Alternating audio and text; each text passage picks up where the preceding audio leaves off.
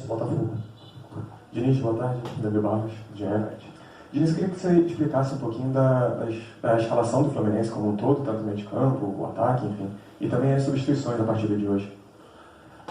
Boa tarde não, boa noite, né? Não, o time foi um time, eu achei que era importante a gente rodar o time. A gente tem jogadores para fazer isso.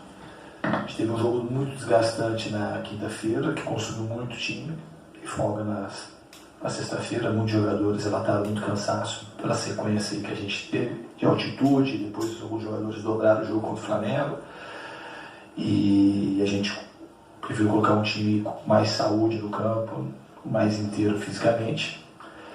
Então, a primeira pergunta respondida. A segunda, alterações, foi sempre no intuito de botar o time mais para frente. Eu acho que todas as alterações elas surtiram efeito positivo. E quando a gente fez o empate, estava melhor no jogo. E ali aconteceu o lance da expulsão do André, que ali foi determinante para o Botafogo vencer a partida. E uma outra também falando sobre a fase do Fluminense em clássicos, como o de hoje já chega a 11 seguidos sem vencer, como que isso, se isso impacta e se sim, como? Não, para mim não impacta, assim, uma coisa que a gente sempre quis ganhar, os 11 que a gente perdeu, minha vontade sempre foi de ganhar, e a gente tem que continuar trabalhando para melhorar, para que no próximo acontecimento a gente vença, porque se a gente não vencer, a gente não consegue ganhar o Campeonato Carioca, é verdade? Então assim, a gente tem que trabalhar e procurar fazer o nosso melhor em todas as partidas e melhorar daquilo que aconteceu no jogo de hoje, como nas outras partidas que a gente não conseguiu vencer. Boa tarde. Gostaria de perguntar em relação àquele começo do jogo ali, onde o Fluminense acabou tomando 2 gols em cerca de 15 minutos. Você acha que a organização do meio de campo ali no começo atrapalhou esse momento, que o Fluminense acabou tomando aqueles 2 gols, né? Como é que é a sua leitura daquele momento e se foi determinante para a derrota hoje? Foi determinante tomar 2 gols em 15 minutos, com certeza foi. Poderia não ter sido também, né? Se a gente não tem expulsão, com o volume que a gente estava de imposição, a gente teria a chance de virar. Podia ser uma virada histórica, a gente estaria fazendo outro tipo de pergunta. Mas eu acho que os gols a gente entrou, o Botafogo entrou muito mais ligado que a gente no jogo, e não foi nada a ver com o meio de campo. Não tem essa departamentalização do jogo. Como eu tivesse perdido, não tivesse vencido o time do LDU, ia falar porque o time foi muito mais para frente, porque os caras entraram mais experientes e baixou a rotação, então assim, a gente fica justificando o resultado. Então não tem a ver com o meio de campo, tem a ver com o time como um todo, entrou desligado, e o Botafogo merecidamente soube aproveitar. E também não quero tirar o mérito da vitória do Botafogo, que eles tiveram mais ímpeto e mais fome de vencer a partida do que o Fluminense no jogo de hoje. Diniz, boa noite, Marcelo Lins da TV Globo. A gente está fazendo uma matéria para o Esporte Espetacular e não tem nada a ver com o resultado de hoje e muito mais com a sequência vitoriosa que o Fluminense vem tendo, campeão da Libertadores, acabou de ganhar da LDU, que é sobre a janela de transferência, que termina agora dia 7, nessa semana. E aí eu queria perguntar assim, qual o balanço que você faria do Fluminense nessa janela de transferência? Trouxe alguns nomes importantes, nomes consagrados. Se você acha que o Fluminense aproveitou bem essa janela? Muito bem, Marcelo. Eu acho que o Fluminense soube de fato aproveitar as oportunidades.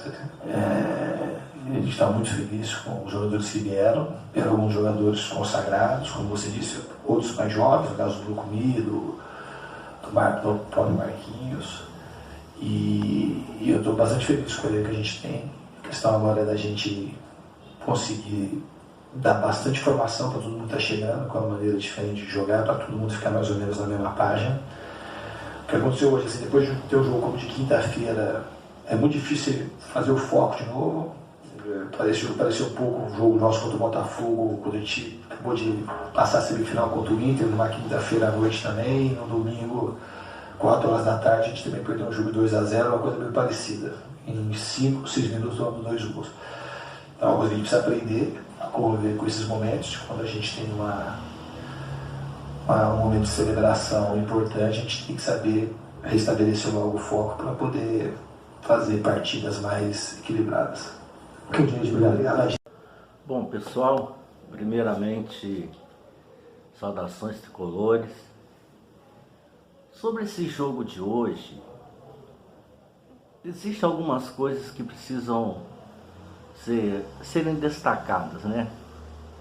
A primeira delas, e isso daí eu concordo de alguma forma com o Diniz, que é um jogo pós-título e todos nós, né, vimos como foi realmente um desgaste terrível aquele jogo, né? Precisamos suar sangue para ganhar ali no final e consequentemente isso daí levaria sim a ele ter que rodar o elenco.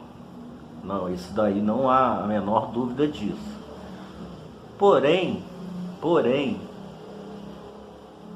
no meu ponto de vista, ele se equivocou primeiro na escalação inicial. Eu não vou ficar aqui citando nome por nome. Aquilo que eu vi de mais importante no jogo a ser destacado, vou falar. A começar pelo goleiro, né? Esse goleiro é fraco, gente. Ele não tem nem tamanho de goleiro. Ele é um goleiro que tem uma reação muito tardia em relação a chutes, né, rápidos ou bolas ali rondando a área ou cruzamentos na área. E para mim é um goleiro de pouco reflexo, é isso que eu quero dizer. Muito lento na saída de bola. Teve algumas vezes ali que eu fiquei irritado na saída de jogo. Parecia até que o Fluminense estava ganhando o jogo. Ele pegava a bola, ficava com ela na mão, ficava pensando. E às vezes tinha lateral aberto de um lado, lateral aberto do outro. E ele demorava a entender o que deveria ser feito. Aí dava aquele chutão lá para frente, coisa, né, que não é o estilo do Fluminense. Enfim, para mim não é um goleiro confiável. Quanto à escalação ali da defesa, eu achei tudo bem. Não vi maiores problemas assim na escalação. Eu não estou dizendo nas atuações, mas na escalação. Guga, Antônio Carlos, Marlon e Alexandre. O Alexandre, para mim, ele sempre, quando vai ali na lateral esquerda, vai muito bem, né? Um jogador versátil e confiável. E aí vem Lima como volante. Eu não quero que ninguém esteja concordando comigo, né? Não é nada disso, mas há muito tempo eu já venho falando isso, em outros jogos atrás, não é somente esse, que o Lima, jogando de volante, ele fica totalmente perdido. Ele não marca bem, ele faz muita falta, ele não sabe sair jogando, sabe? O Lima, para mim, é um jogador produtivo ali do meio para frente, isso eu já deixei bem claro. E aí, para mim, já é um erro. Não que eu esteja colocando a culpa no que aconteceu no Lima, mas... E desculpe aí o barulho, que eu não estou em casa, eu estou na rua, estou gravando aqui esse comentário de improviso. E na rua sabe como é que é, né? É barulho toda hora. Mas enfim. Renato Augusto, tudo bem? A gente não pode estar aqui discordando dessa escalação, porque é natural. O próprio Terence também.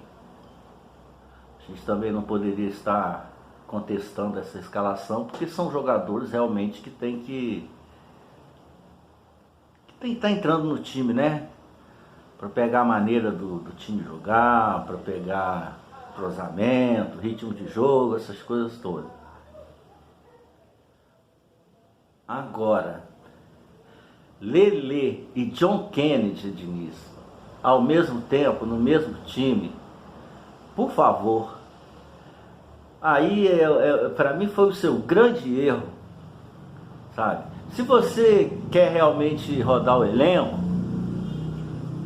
tudo bem, mas que o faça com inteligência, né? Ou seria o John Kennedy, ou seria o Lelê, né? No caso, faltou ali um ponta. Hoje em dia, né, a gente, quando fala de ponta, é o cara que joga, um cara para poder jogar aberto ali, ou pela direita ou pela esquerda. E por que não o Marquinhos, né? Marquinhos, John Kennedy, Douglas Costa, né? Tornaria o time mais veloz, tornaria o time ocupando melhor os espaços. E assim, em relação a isso, para mim melhoraria a ação ofensiva do time. O Fluminense ficou com aquele negócio de concentrar jogadas ali pelo meio, né? Porque ia abrir bola para quem? Para o Diego Costa sozinho ali, ele tendo essa possibilidade de jogar mais aberto? É muito pouco. E John Kennedy e Lelê juntos vão bater cabeça lá na frente. Tem que ser um e tem que ser ou o outro, né, Diniz? Você não pode colocar ali dois centroavantes e deixar as laterais do time nisso, no caso, né, do ponto de vista ofensivo, sem opção. Isso daí para mim foi o seu grande erro. E as substituições também, que eu não vou ficar aqui enumerando, até porque eu não tenho como fazer um relatório preciso, né? Como eu falei, eu estou na rua, estou analisando, procurando dar minha opinião, mais o que eu vi no jogo, né? Você inventou demais, tudo bem que a gente sabe que você é criativo, que você às vezes tira zagueiro para botar atacante, recua meio campo, quando você está precisando ganhar o jogo, ou empatar, enfim, em busca de um resultado. Mas hoje eu acho que você tumultuou muito o time, sabe? A ponto de botar o Martinelli ter que jogar de lateral direito, e enfim, né? Fez uma salada danada em termos de substituições. E isso, um time que já não tem aquele entrosamento todo, né, muito mexido, fica difícil, né? A entrada do John Arias, é claro que deu mais qualidade, a entrada do André também, apesar que o André, aí vai uma observação, o André é craque de bola, o André é incontestável, jogador de seleção brasileira, mas naquele momento ali, que a gente tinha acabado de conseguir empatar o jogo, e ele me comete uma falha daquelas, ele com a bola dominada, e podendo, né, ou chutar para longe, ou tentar um passe lateral, o que for, não, ele tentou dominar, aquela característica do André, né, de tentar dominar mesmo no aperto, e normalmente ele até consegue limpar a jogada, mas nesse caso hoje, infelizmente, ele, né, deu aquela grandíssima bobeira ali na jogada. Como eu falei, poderia ter tido outra opção, ou até mesmo tentar atrasar para o goleiro ali, porque a bola estava mais para ele, estava até em algum momento praticamente dominada por ele, ele tentou fazer aquelas jogadas mais de categoria dele, e nem sempre isso pode rolar. E aí acabou que tomamos o terceiro gol. Naquele momento eu acreditava até que a gente poderia virar o jogo, porque aí ele botou o Marquinhos, né? Aí já teve jogador aberto pelas pontas para poder criar jogadas. E só que ele errou continuou errando e manter Lelê e John Kennedy até o final, sabe? Isso daí, para mim, repetindo até, foi o erro mais grave deles. E no final ali, o time desesperado ali para tentar, de repente, até um novo empate, né, sem zagueiros, porque aí nesse momento ele já tinha tirado os 2 zagueiros, e aquele negócio, né, bola cruzada na área, quando não tem a presença de 2 zagueiros ali, ou pelo menos de um zagueiro, para interceptar essa bola, e um goleiro que fica plantado dentro do gol, que não sai nem por nada, e já falei sobre ele, nem vou me esticar no assunto, aí tomamos aquele 4º gol e a vaca foi pro brejo.